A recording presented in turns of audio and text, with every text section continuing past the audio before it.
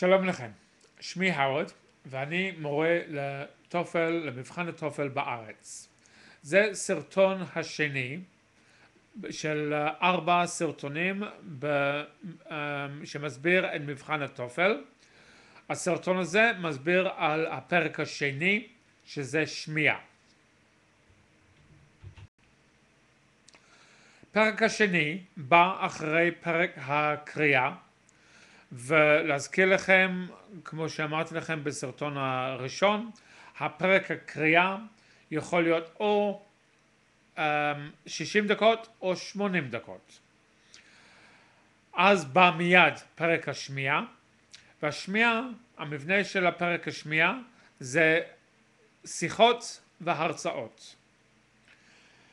יכול להיות או 6 או 9 קטעים.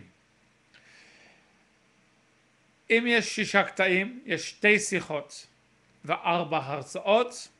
אם יש 9 קטעים, יש 3 שיחות ו6 הרצאות. השיחות הן שיחות בין סטודנטים או סטודנט ומרצה, סטודנט ומורה, סטודנט ויועץ בעניינים אקדמיים. יכול להיות אקדמיים לימודים, יכול להיות עניינים אדמיניסטרטיביים של האוניברסיטה, יכול להיות עניינים של הקמפוס. אחרי השיחה שבערך 1.5 דקות, אולי עד 2 דקות, יש 5 עד 7 שאלות.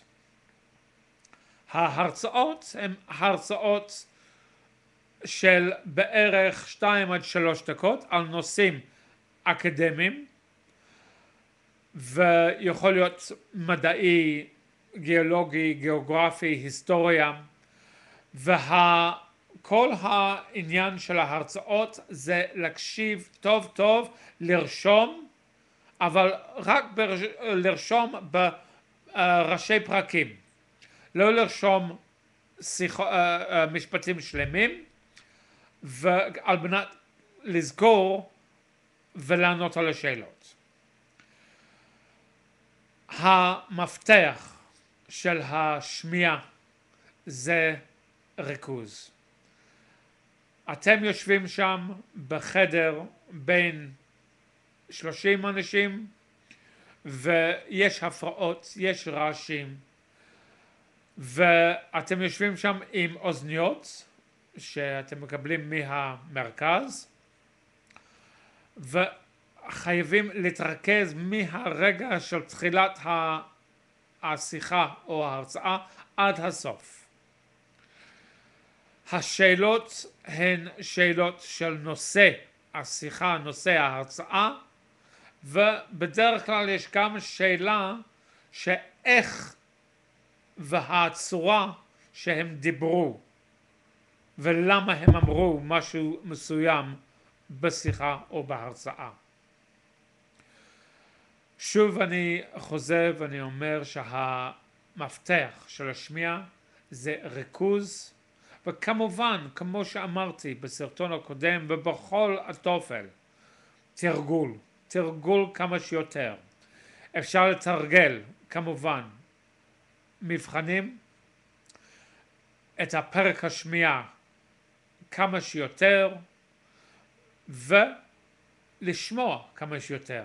יש אתרים של שיחות בין אנשים, שיחות במבטא אמריקאי ברמות שונות. יש אתרים של הרצאות ולשמוע כמה שיותר, ואני מציע מאוד להוריד ל-MP3 כמה שיותר הרצאות ושיחות שאפשר לשמוע אותם בכל עת, בכל הזמן, מחוץ לבית, ולהגביר את החשיפה שלכם בשפה האנגלית, שהאוזן תהיה מוכנה לכל אינואנדו של שפה אנגלית. כמו כל פרק, תרגול.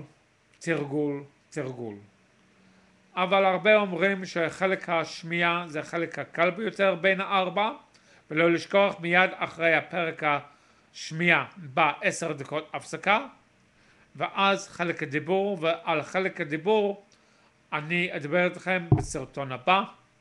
אז בינתיים להתראות ובהצלחה.